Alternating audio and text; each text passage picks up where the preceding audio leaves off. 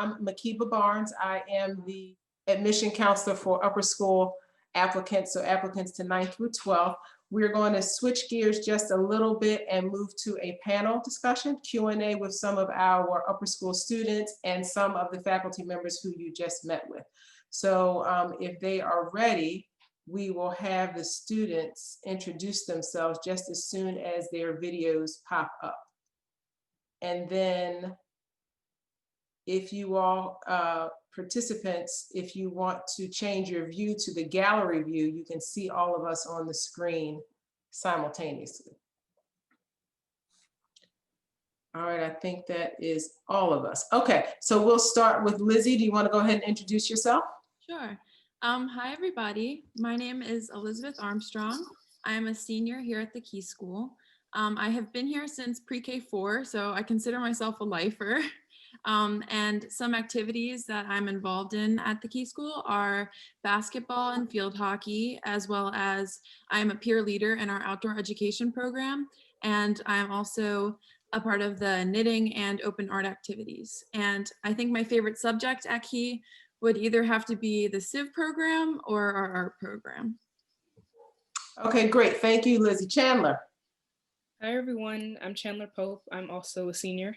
I've been at Key since 9th grade, so I did the admissions process just like you guys are going through. Some activities I've been involved in, I've done Model Congress, I've done Key Volleyball, I'm currently participating in Key Theater. I also lead Black Affinity this year, and I do a lot of diversity and inclusion work around campus. I think a favorite subject of mine would probably be the Civ department, because I love that open discussion feel that we have.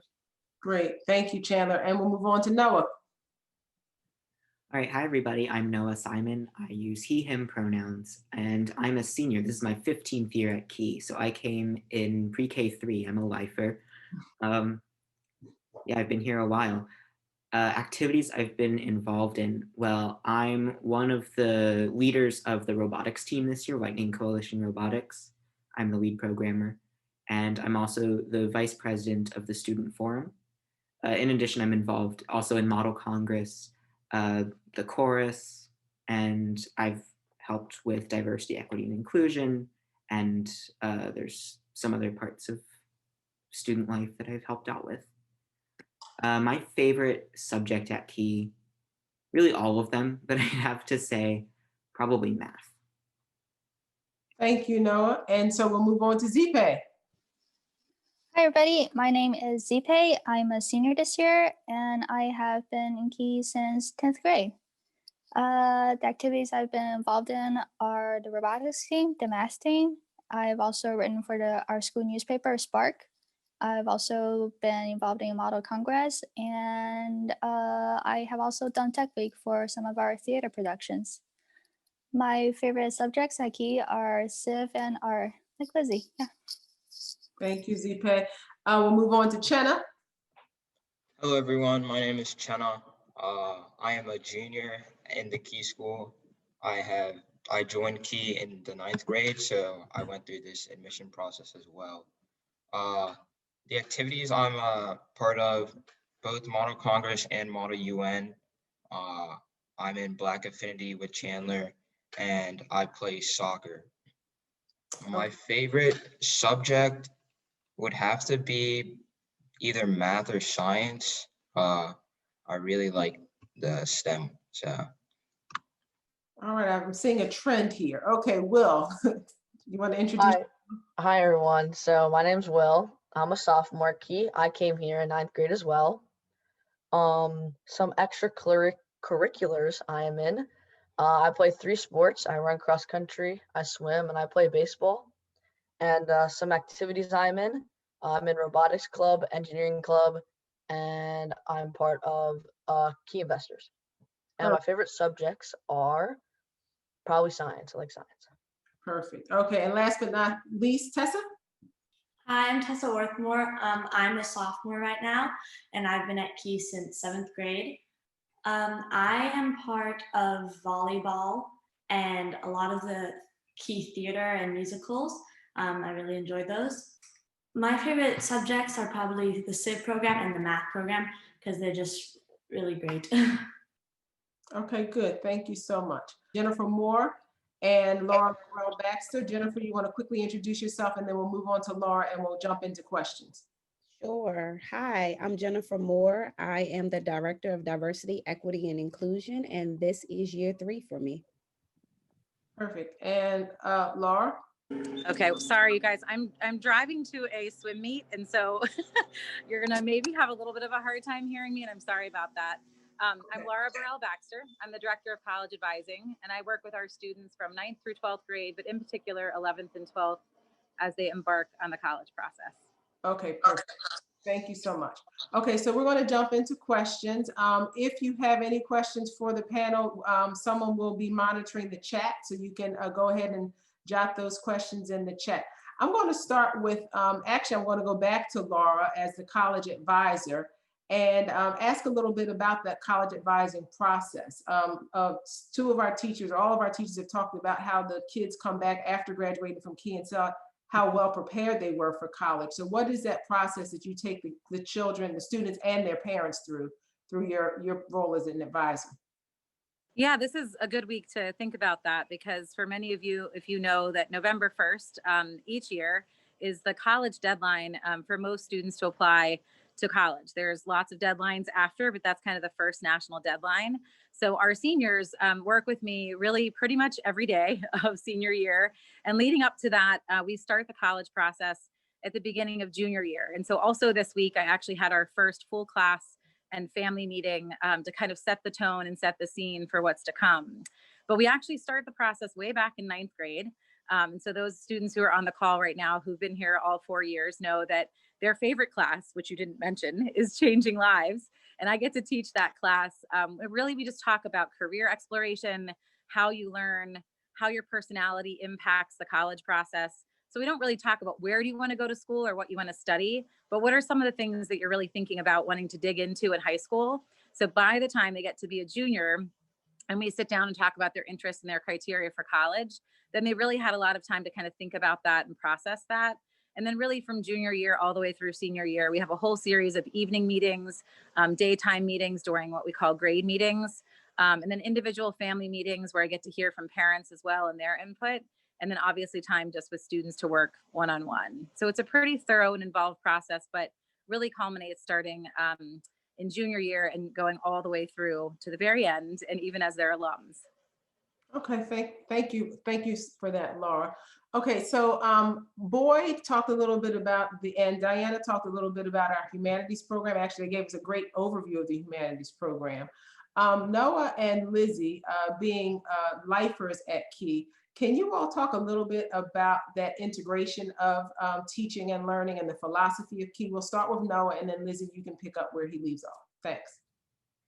Yeah, sure. So the thing to me that's most fundamental about Key School's philosophy and that's affected me the most is, it was touched on a little bit earlier, but the idea of not just learning things in order to score well on a test or to take that knowledge to college. It's really the act of learning itself is the goal. And I've really thrived in that kind of an environment where we learn to be curious and we learn to love to learn, basically. And I found that that's a really effective way to find different passions in different subjects. And that's really influenced the way that I'm like looking forward. And that's been the case all since I was really young. I remember programs like the really strong music program throughout lower and middle school. And although the Civ curriculum is specific to upper school, there were things similar to it in middle school and lower school where it was all sort of one class combined.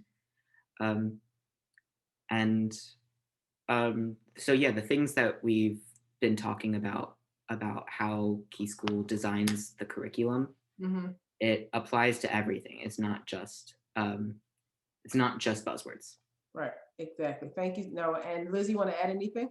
Yeah, sure. Just to kind of reiterate what Noah was saying is that because of Key's interdisciplinary program, I have a deeper appreciation for how academics relate to each other and are woven into our world. And it's honestly hard to talk about Key's interdisciplinary approach without also mentioning that Key has an experiential learning aspect with it too, because I'm a very hands-on kind of person. That's how I learn best.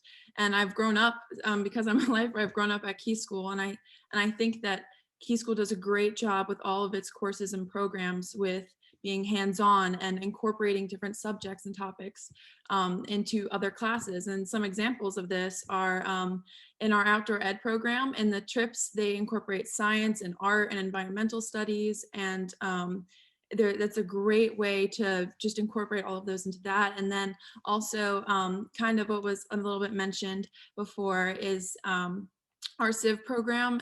It's incredible, I think, how it's incorporating philosophy and literature and history, and it's bringing you all these different aspects and just tying them all into one big course. And I also saw this in an elective I took called Japan in the West, where I got to explore the Japanese culture through film and Japanese folk tales and through history on pottery and architecture. And so I think that it's just, Key School has a great way of pulling in all these different aspects into class to give you this great overall learning. Yeah. Okay, thank you, Lizzie. You touched on a good segue into Ms. Moore as the Director of Diversity, Equity, and Inclusion. So Jennifer, you've been with us now for 3 years, or this is your 3rd year in this role. Can you talk a little bit about where Key School is with regards to DEI and where you hope it will be in the next 3 to 5 years? Yes, thank you. We are at the beginning of very long work at Key School in terms of diversity, equity, and inclusion. Since I've come in, there was a big focus based on what the community talked about. And so a couple of areas was around just the racial diversity of our community members. About 35% of our students identify as people of color, but we have a lot of work to do in the adults actually matching that type of diversity. And so one of the things I hope for is that our students are able, all of our students are able to see people of color in positions of leadership in the classrooms and throughout our campus. And so we've made some small gains, but we have a ton of work to do. A lot of our work also, it needs to be around curriculum based on our students and our alumni and our community members. And so a part of it as a school, we're looking at creating a plan so that we can actually look at our curriculum from our youngest learners up through high school, and to do an audit around diversity so that we can make sure that multiple voices are showing up in the curriculum. And so our students this year, and especially our seniors, they may see some differences in what the curriculum looked like when they first started upper school. And again, it's a place that we still have a ton of work to do. What I am most excited about is the work that I get to do with our students. Our students have a student diversity leadership committee, and these students are the leaders of this work in the school. They push it. They are so courageous in educating their peers and holding spaces for conversations and dialogue, but a lot of learning and a lot of bravery. And so that's something I'm really excited about in the community. Another part of this work around diversity, equity, and inclusion really focuses around policies. And so we've been thinking a lot as a school about what this means for us, not just based on what's happening around the world, but experiences that our students come back and tell us about. And so students talk a lot about leaving Key and feeling fully prepared to go out into the world and to tackle their careers and their aspirations. And one of the things we heard from our alumni is that we have to do better around diversity, equity, and inclusion. And so I'm excited that we're putting our heads together as a community to tackle this work. We have qualified people in place. We have brave students who can tell us what the experiences are like and are ready to partner with us and lead in the work. So I guess those are some of the things I'm most excited about. Right. Thank you, Jennifer. And so Chandler is actually one of those brave students. She's been one of our foot soldiers for DEI in the upper school and trying to get that impact to actually trickle down into other divisions. So Chandler, you want to talk a little bit about your work with DEI? And then I'm going to switch it over to Mr. Michaels. We have a question in the chat about the grading system. Yes, so thank you, Ms. Barnes. First, I apologize if there's background noise. Someone decided to mow the lawn right as I was about to speak. It's quite all right. Yeah, so some of the DEI work I do, I work closely with Ms. Moore, as you said. One of the things I'm really excited about is I'm working on an independent study, which you heard Mr. Michaels talk about, around diversity and inclusion. And basically what I've been doing is I come up with surveys, survey questions to ask the student body to basically figure out where people of different identities need to be better supported. Right. So far I've done one about HBCUs to figure out where we need to include those things in the college process. I've done one about anti-Semitism. I'm working on one about politics, you know, big news, things are going on probably right now as we're speaking. So I'm really excited about that. That's what I'm working on right now. I also lead Black Affinity, which is sort of like our Black student union. And we do a lot of planning. We have our own events. We do Thanksgiving together. We just planned we planned the upper school's first Black History Month event. So that's exciting. I'm happy to be part of the team that got that off the ground. We also are planning, some of our students from Key School are planning for the Baltimore Student Diversity Leadership Conference, which is happening on the 14th. So that's something also exciting. It's basically a bunch of schools from around the area coming together to have a conversation about this year's theme, which is Black Lives Matter, you know, the summer's events. Mm-hmm. And then overall, we just do a lot of, the Student Diversity Committee that Ms. Moore was talking about, we do a lot of planning for seminars, our school's own personal diversity and inclusion days, where we lead seminars for students, we lead discussions surrounding race, gender, sexuality, religion, all of those things. So yeah, those are some of the things I do on campus related to diversity and inclusion. Thank you, Chandler, and you're doing a wonderful job. Thank you. So Mr. Michaels, we did have a question in the chat box about the grading system in the upper school. Would you like to talk a little bit about that? Yeah, I'm happy to. And like Chandler having the mowing, my dog's about to bark at the FedEx truck. So Right. We'll see. And there it is. Yeah, the grading system, we have traditional letter grades, A through F. What's not traditional is how our assessments are really diverse and broad. I think you'll see a teacher give some traditional quizzes or tests, but there's a lot of project-based learning. And I think that pairs well with our discussion-based classes. We also, you won't find like a multiple choice Scantron machine of old in our school. We really don't lean on that type of assessment very much, but we do prepare students for their standardized tests like the SAT or ACT throughout the program. I think the last thing I'll mention about grades is that when we, in the spring, when the pandemic began, all schools had to make a decision about how they felt grades should be reflected on transcripts for students. And we made a decision to have students have a choice between the grade that they earned and a pass on their transcript. And that seems to have worked quite well. And a data point that I think really reflects the hard work by the students and the great assessing by our teachers is that about 80% or more of students chose their earned grade as opposed to a pass. And I think it shares about the work done by the students and the teachers throughout the spring and into the fall. I hope that helps answer the question about grading a little bit. Thank you. Yes, and we can, certainly we will have, as the admission counselor working along with Mr. Rossini, we will have conversations, ongoing conversations, interviews, and things of that nature with families who do choose to apply, so we can ask, answer questions in more clarity then. We do have a few questions in the panel, and these I can answer on my own. Someone asked how many ninth graders we enroll each year. We typically, on average, enroll between 12 and 15 new ninth graders each year. It really depends on the attrition from 8th into 9th, how many spaces we will have available. And then, as Mr. Rossini mentioned earlier in the presentation, our acceptance rate ranges between 38 and 48%, depending on the year, but that on the group of applicants who apply. So typically 15 to 18 students in the 9th grade, and about 1/3 of the students in the class would be new for the started the high school year in 9th grade. And there's a question about homework load. So I'm going to ask Jenna and Will, who were new to the upper school as 9th graders, to talk a little bit about your transition into Key as new students, how you fit in with the other students who had been there, either transitioning from middle school or who had been lifers. And then we'll talk a little bit about homework load, and I'll give those questions to Zippy and Tessa.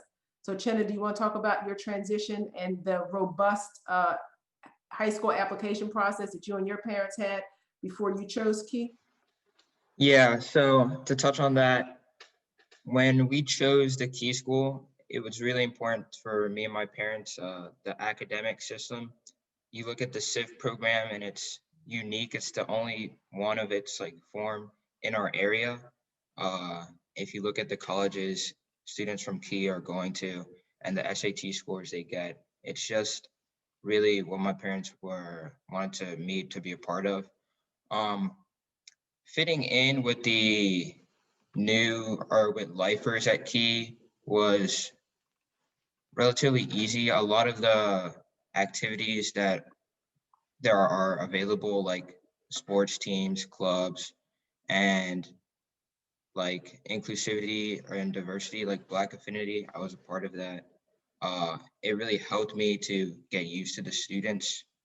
And I would say the teachers do a good job with that as well. They talk to you on your first day, ask you how you are, and things of that nature. Right. Yeah. Will, you want to add to that? Thank you, Jenna. Yeah, so I can talk a little bit about fitting in as a new 9th grader. I was new last year, and part of the high school process, I applied to 8 schools. And I chose Key because obviously we've talked a lot about the academics. I feel like we've talked a little bit about this, but the community at Key is really inclusive, as you can probably tell. But I just felt like really at home at Key when I was like sifting through schools to apply to and to go to eventually.